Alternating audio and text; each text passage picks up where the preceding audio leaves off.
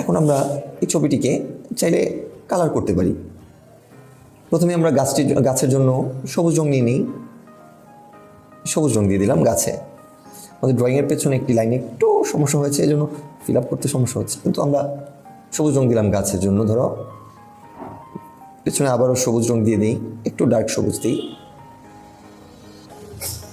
এটাও ডার্ক সবুজ দিয়ে দিই। হয়ে গেল আমাদের পেছনে গাছের রং। ঘরের জন্য হলুদ রং দিয়ে দিই, যেহেতু পেছনে একটু শেড আছে একটু ডার্ক দিয়ে দিই। আর ঘরের দেয়ালের জন্য আমরা খয়েরি রং ইউজ করতে পারি, পেছনে যেহেতু আমরা একটু শেড ইউজ করতেছি একটু ডার্ক খয়েরি দিয়ে দিব আমরা। হয়ে গেল আমাদের ঘর। এখন আমরা মাটির রংটি দিয়ে দিলাম। মাটি আমরা একটু লাইট কালারে রাখি, মাটির রং দিয়ে দিলাম।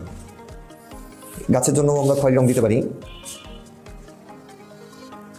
দরজা এবং জানালা আমরা কালো রং দিয়ে দিলাম। আকাশটাকে আমরা, যেহেতু আকাশ সবসময় নীল থাকে, আমরা একদম উজ্জ্বল শরতের নীল আকাশের মতো আকাশ দিতে যাচ্ছি, একদম উজ্জ্বল আকাশ দিয়ে দিলাম। আর সূর্যটাকে আমরা লাল রং দিয়ে দিই। হয়ে গেল আমাদের শিশুদের জন্য আঁকা ছবি।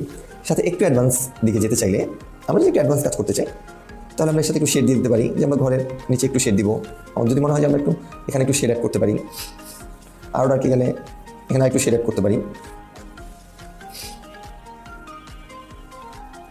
গাছে একটু শেড অ্যাড করে দিলাম, ঘরের নিচ থেকে একটু অল্প শেড দিয়ে দিলাম।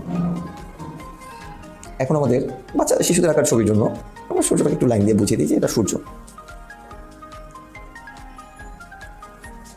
আমাদের সহজে একটি গ্রামের দৃশ্য আঁকা একদম সহজে হয়ে গেল।